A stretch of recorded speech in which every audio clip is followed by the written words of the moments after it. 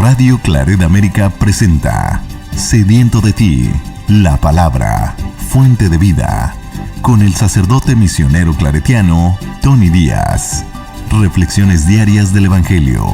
Aquí iniciamos. Bienvenidos, hermanos, a nuestras reflexiones de las lecturas del día. Hoy es miércoles de la tercera semana del tiempo ordinario, La primera lectura de hoy viene de la carta a los Hebreos, capítulo 10, versículos 11 al 18.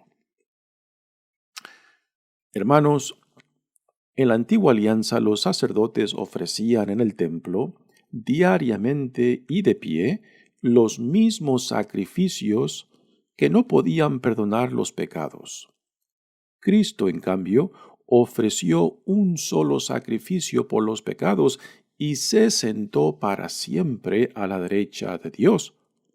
No le queda sino aguardar a que sus enemigos sean puestos bajo sus pies. Así, con una sola ofrenda, hizo perfectos para siempre a los que han santificado. Lo mismo atestigua el Espíritu Santo, que dice en un pasaje de la Escritura: la alianza que yo estableceré con ellos cuando lleguen esos días, palabra del Señor, es esta: voy a poner mi ley en lo más profundo de su mente y voy a grabarla en sus corazones. Y prosigue después: yo les perdonaré sus culpas y olvidaré para siempre sus pecados. Ahora bien, cuando los pecados han sido perdonados, ya no hacen falta más ofrendas por ellos. Palabra de Dios. El salmo responsorial es el Salmo 109 y el responsorio es: tú eres sacerdote para siempre. Tú eres sacerdote para siempre. Esto ha dicho el Señor a mi Señor: siéntate a mi derecha, yo haré de tus contrarios el estrado, donde pongas tus pies. Extenderá el Señor desde Sión su cetro poderoso, y tú dominarás al enemigo.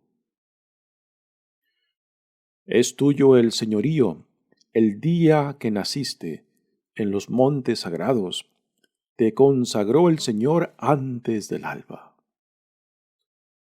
Juró el Señor y no ha de retractarse: tú eres sacerdote para siempre, como Melquisedec.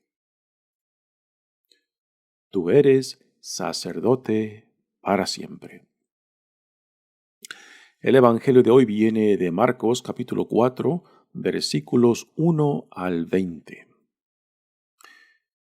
En aquel tiempo, Jesús se puso a enseñar otra vez junto al lago, y se reunió una muchedumbre tan grande que Jesús tuvo que subir en una barca.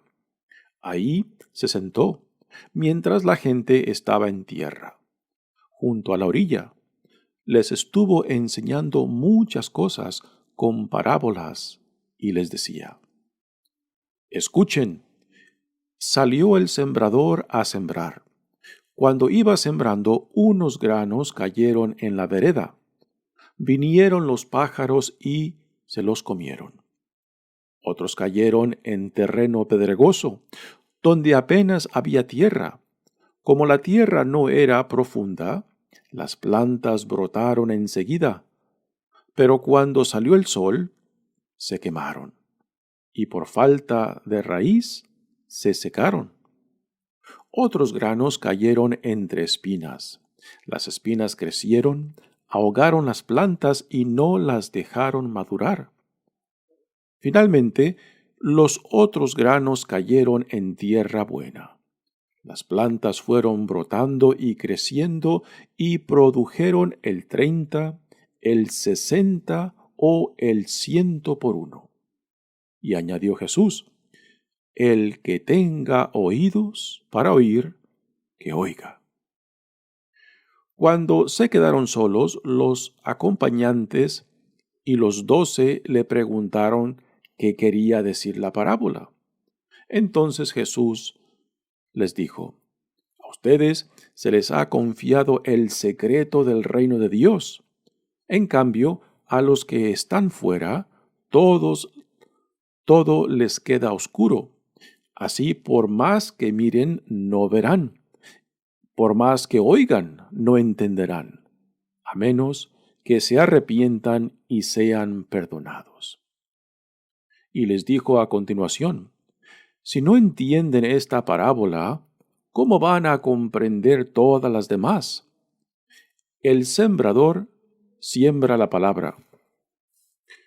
Los granos de la vereda son aquellos en quienes se siembra la palabra, pero cuando la acaban de escuchar, viene Satanás y se lleva la palabra sembrada en ellos. Los que reciben la semilla en terreno pedregoso son los que al escuchar la palabra, de momento la reciben con alegría, pero no tienen raíces, son inconstantes.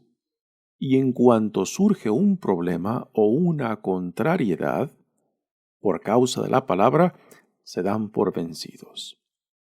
Los que reciben la semilla entre espinas son los que escuchan la palabra, pero por las persecuciones de esta vida, las preocupaciones de esta vida, la seducción de las riquezas y el deseo de todo lo demás que los invade, ahogan la palabra y la hacen estéril. Por fin, los que reciben la semilla en tierra buena son aquellos que escuchan la palabra, la aceptan y se dan una cosecha, unos de 30, otros de 60 y otros de 100 por uno. Palabra del Señor. Muy bien, damos comienzo a la reflexión de las lecturas de hoy. Nuevamente continuamos leyendo de la carta a los Hebreos, y para comprender este argumento que continúa haciendo el autor de comparar a Jesús, sacerdote eterno, con el sacerdocio levítico que ofrecían los sacrificios en el templo de Jerusalén, es porque algunos de los hermanos de esta comunidad judía cristiana pues están por abandonar el llamado que han recibido en Jesucristo y regresar a lo previo, a lo antiguo, ¿no? Así que el autor insiste mucho en esta comparación de lo que Dios ha llevado a cabo en Jesucristo, que es superior a lo antiguo, y que en Jesús Dios lleva a cabo las promesas hechas a los antepasados, ¿no? Entonces, ¿por qué van a abandonar esta alianza pues más perfecta, donde se cumplen todo lo prometido a los antepasados, y regresar a algo previo que es imperfecto y que es pues inferior a lo que Dios nos da en Jesucristo? Y esto es el trasfondo de este argumento que continúa dándole vueltas el autor en esta carta. Dice: en la antigua alianza, los sacerdotes ofrecían en el templo diariamente y de pie los mismos sacrificios que no podían perdonar los pecados. En realidad aquí el argumento está un poco exagerado, porque el ofrecimiento de sacrificios por los pecados se hacía una vez al año. No era cuestión de todos los días, ¿no? Pero en fin, se entiende lo que está argumentando aquí el autor. Y después también nos da este detalle de que los sacerdotes levíticos pues llevan a cabo este sacrificio por los pecados de pie, mientras que Jesús, después de haber hecho este sacrificio más perfecto, pues está sentado a la derecha del Padre. Y esta posición de estar de pie y de estar sentado pues es una posición superior, la de Cristo, que está sentado a la derecha del Padre, a aquellos que están de pie. Es un detalle interesante el cómo menciona esto, la postura de pie y sentado, ¿no? Cristo, en cambio, ofreció un solo sacrificio, dice la lectura, por los pecados, y se sentó para siempre a la derecha de Dios. Así que después de la resurrección y de la ascensión, Cristo toma su posición a la derecha del Padre, sentado con él, ¿no? No le queda no le queda sino aguardar a que sus enemigos sean puestos bajo sus pies. ¿A qué hace referencia esto? Hace referencia en el tiempo después de la ascensión y la segunda venida, en la cual el reinado de Jesucristo pues estará sobre toda la creación, y es lo que esperamos en la segunda venida, en el tiempo escatológico donde Dios llevará a cabo el plan de salvación ya completo bajo el reinado sobre toda la creación, bajo la autoridad y la soberanía de Jesucristo.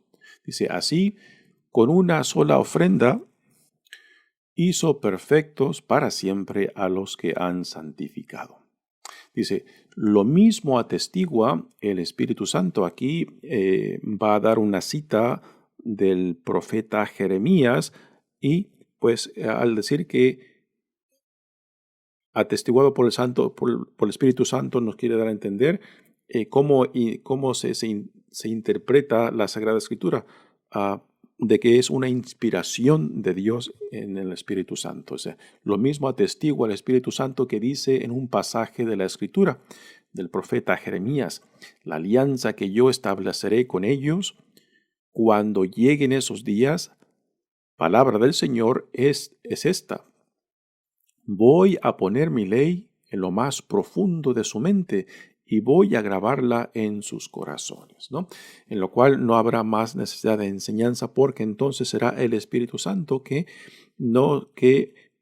formará, que enseñará a todos aquellos. Por eso, lo que se nos da en Jesucristo, pues, no simplemente es el cumplimiento de las promesas, sino es la realización del plan de Dios, en la cual el Espíritu Santo será el puente, será lo que nos una, será lo que nos guíe a Dios, y ya no simplemente las enseñanzas de hombres o mujeres o de líderes dentro de la comunidad religiosa, sino el Espíritu Santo. Por eso la gran necesidad de que no solamente nos identifiquemos con la visión del reino, sino que también abramos nuestras vidas a esta dinámica del Espíritu Santo, que Dios derrama sobre todos aquellos que se dejan atraer, que se dejan iluminar, que se dejan transformar por esta nueva realidad del reino, en la cual el Espíritu Santo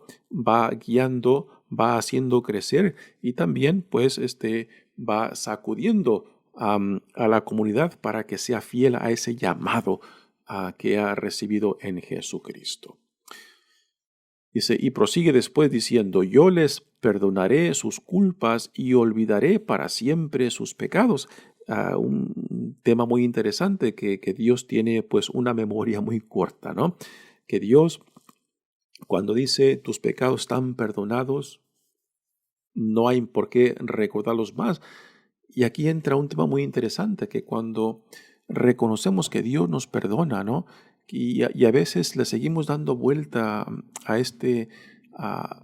a nuestros pecados, y seguimos aferrándonos, ¿no? Después de que Dios nos ha perdonado, y entonces el problema no se convierte de Dios, sino que el problema ya somos nosotros cuando confiamos y aceptamos de que Dios nos perdona, de que también nosotros nos perdonemos. Y quizás es el paso más difícil nuestro, aún después de que Dios nos perdona, de que nosotros nos perdonemos, y que pues también por la gracia de Dios podamos dejar atrás lo que Dios ya ha perdonado, lo que Dios ya ha borrado, lo que Dios ya ha dicho, borrón y cuenta nueva. Y la pregunta entonces es esta, ¿no? ¿Por qué se nos dificulta tanto perdonarnos a nosotros mismos cuando Dios nos perdona? Y es algo muy interesante, es una problemática humana, que a veces, pues, a veces nos impide vivir en la nueva vida que Dios nos ofrece en Jesucristo, cuando no nos atrevemos a llevar a cabo lo que Dios ya ha hecho en nosotros, y por la gracia de Jesucristo, perdonarnos a nosotros mismos. Dice, y ahora bien, cuando los pecados han sido perdonados, ya no hacen falta más ofrendas por ellos, ¿no? Así que en el sacrificio de Jesucristo de sí mismo por nuestra salvación, por nuestra redención, por nuestra purificación, ya se lleva a fin los sacrificios en el templo. Y por eso la cuestión de que cuando Jesús muere en la cruz, pues nos dicen los evangelios que el telón del templo que separaba al lugar más sagrado del pueblo, pues se parte en dos y queda al descubierto. Y esto pues deja en claro que ya la necesidad de sacrificios llega a su fin, porque Cristo en su ofrenda de sí mismo por nosotros, por nuestra salvación, ya ha cumplido en ese sacrificio perfecto la necesidad de nuestro perdón, nuestra reconciliación, nuestra santificación, y ya no hay más necesidad de sacrificios.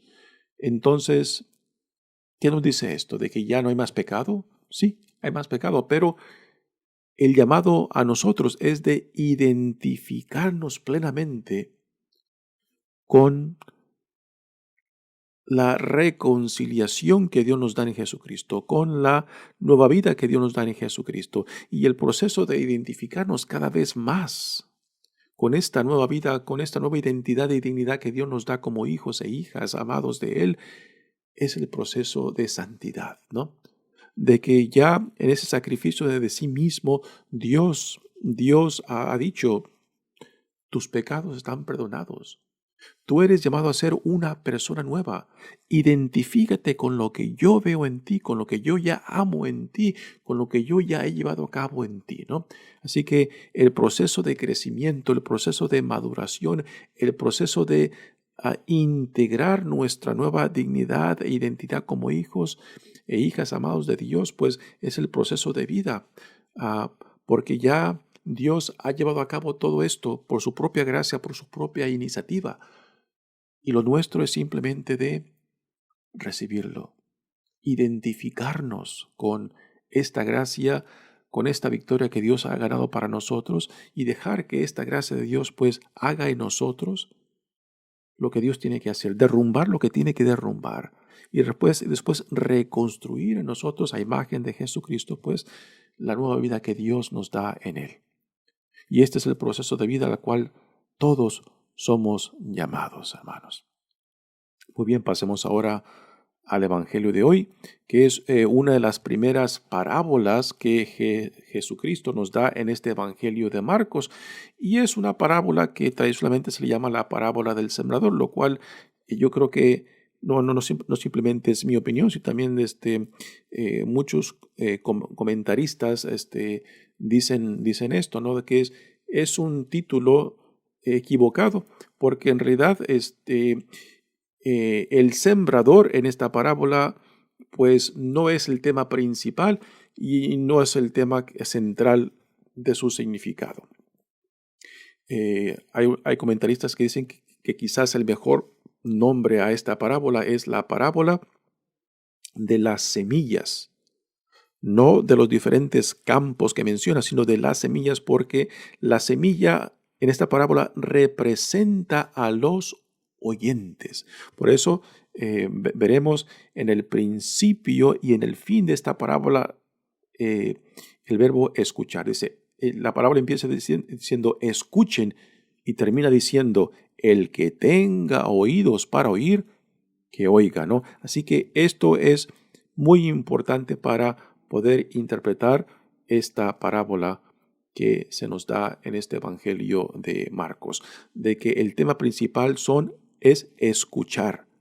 Y escuchar tiene un significado muy particular en la mentalidad de Jesús, en la mentalidad judía, mentalidad hebrea, el cual empaca todo un proceso de escuchar, entender, identificarse y después poner en práctica lo que uno ha escuchado, entendido y apropiado, ¿no? Ya desempacaremos un poco esto dentro de la parábola. Dice, en aquel tiempo Jesús se puso a enseñar otra vez junto al lago. Así que Jesús lo tenemos nuevamente al lago y en torno a él una gran muchedumbre, al punto de que tiene que subirse a una barca y después alejarse un poco de la orilla mientras la gente se queda en la orilla escuchándolo. Sí. Y se reunió una muchedumbre tan grande que Jesús tuvo que subir a una barca. Ahí se sentó mientras la gente estaba en tierra, junto a la orilla. Les estuvo enseñando muchas cosas con parábolas y les decía. Así que esta es la primera de varias parábolas que vienen en este capítulo 4.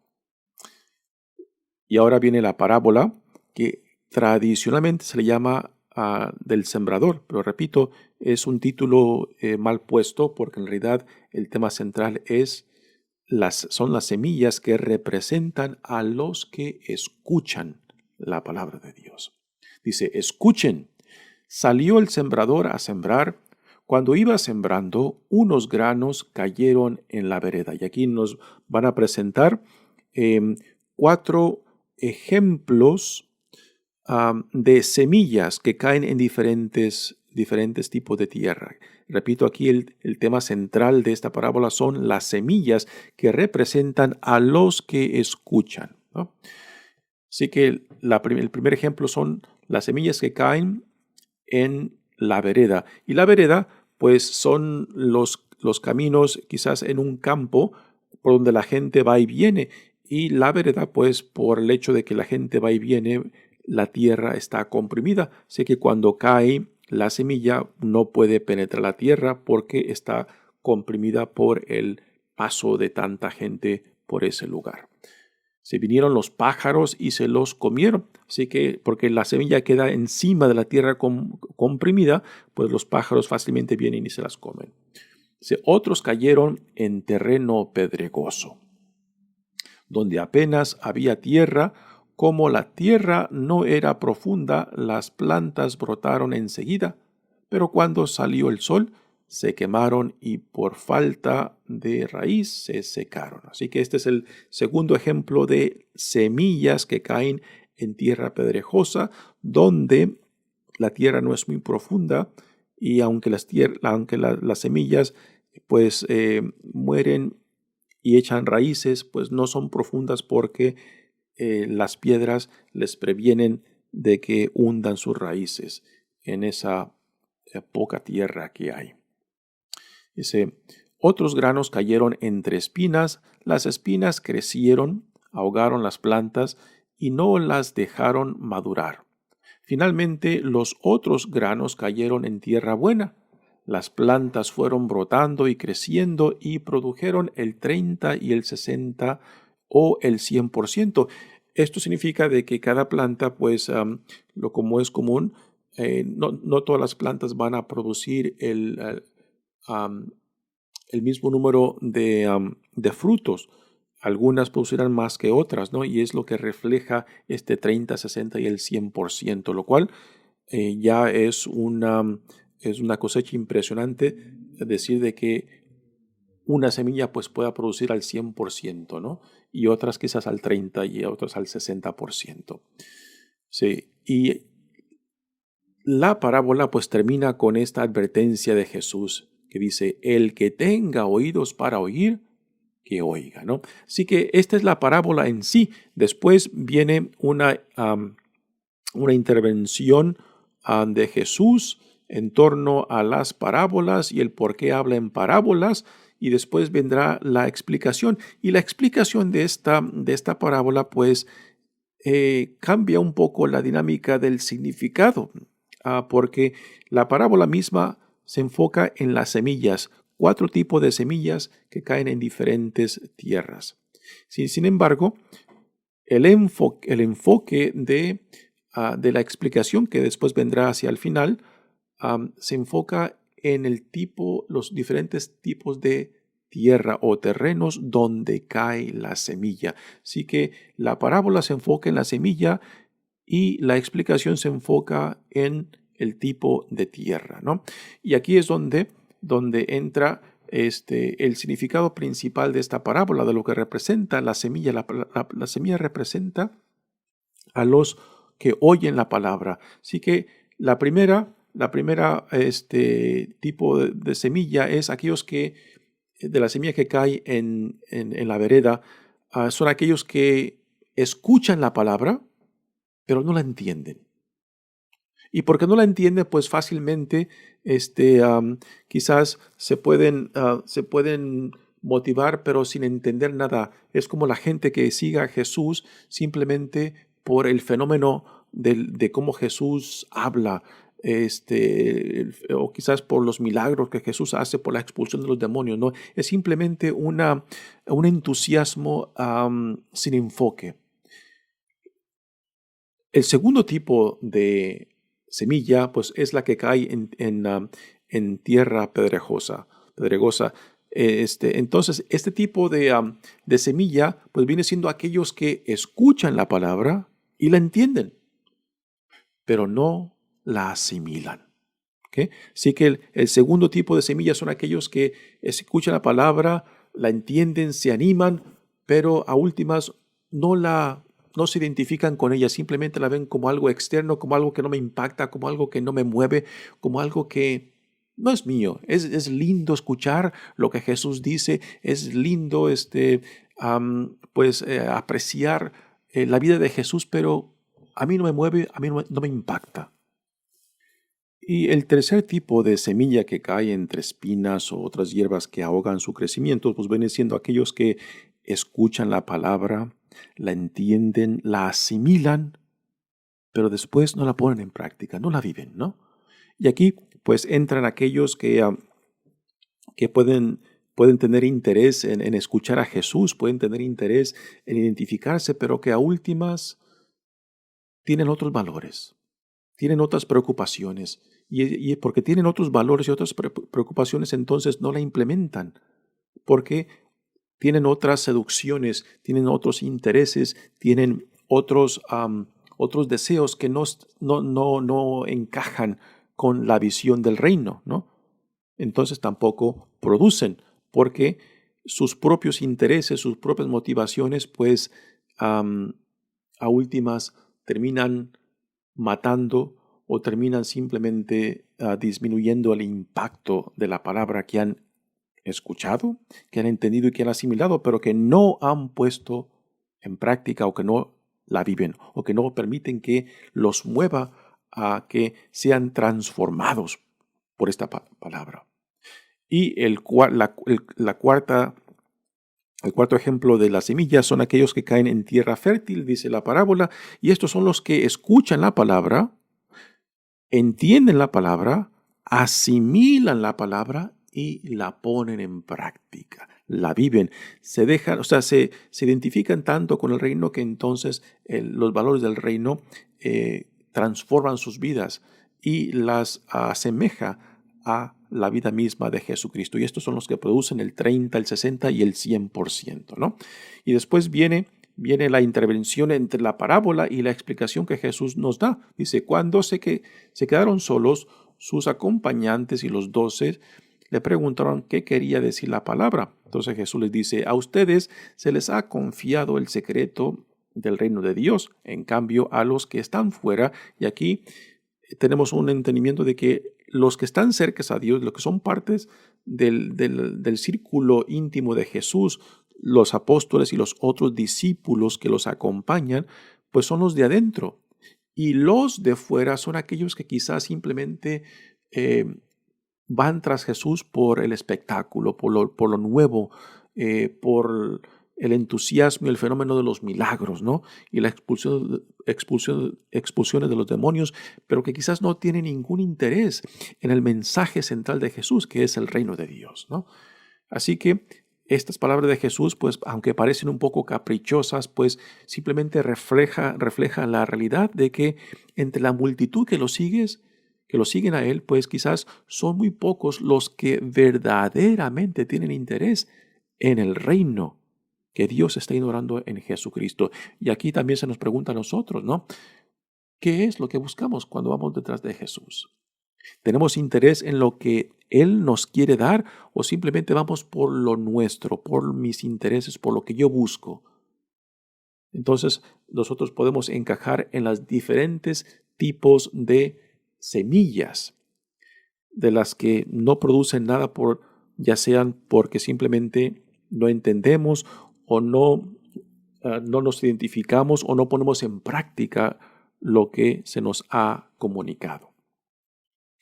Y después Jesús ya aquí sigue diciendo de que, pues, y manifiesta cierta frustración con los discípulos cuando dice, y les dijo, si no entienden esta parábola, ¿cómo van a comprender todas las demás? Y ahora viene la explicación de esta parábola, en la cual se enfoca en la explicación de esta parábola, lo cual es único. Es la única parábola que Jesús explica. Las otras no las explica en el Evangelio de Marcos, ¿no? Así que es algo singular que tenemos en esta parábola, que quizás pasa a ser la clave para el resto de las parábolas, lo cual significa de que cuando Jesús dice escuchen en esta parábola al principio y cuando al final dice los que tengan oídos que escuchen, pues es una advertencia de que no basta simplemente ir detrás de Jesús, de que tiene que haber un interés sincero por el mensaje central que Él nos está dando acerca del reino, ¿no? Dice, los granos de la vereda son aquellos en quienes se siembra la palabra, pero cuando la acaban de escuchar, viene Satanás y se lleva la palabra sembrada en ellos. Los que reciben la semilla en terreno pedregoso son los que al escuchar la palabra, de momento la reciben con alegría, pero no tienen raíces y son inconstantes. Así que Jesús en la explicación va explicando no simplemente los diferentes tipos de tierra, sino que los diferentes tipos de semillas. Porque repito, la parábola que Jesús nos da, el enfoque está en las diferentes semillas. Aunque en la explicación Jesús se enfoca en los diferentes terrenos, ¿no? Y el punto a entender para nosotros es en el escuchar. Y escuchar tiene esta dinámica que está compuesta en 4 etapas, 4 partes. Escuchar, entender, asimilar y poner en práctica, ¿no? Este es el proceso que hay detrás de la palabra escuchar en la mente de Jesús y en la mentalidad judía dentro de la Sagrada Escritura. Muy bien, hermanos, mi nombre es Padre Tony Díaz, misionero claretiano. Que Dios los bendiga. Radio Claret América presentó Sediento de ti, la palabra. Fuente de vida. Sus comentarios son importantes. Contáctenos en radioclaretamerica@gmail.com.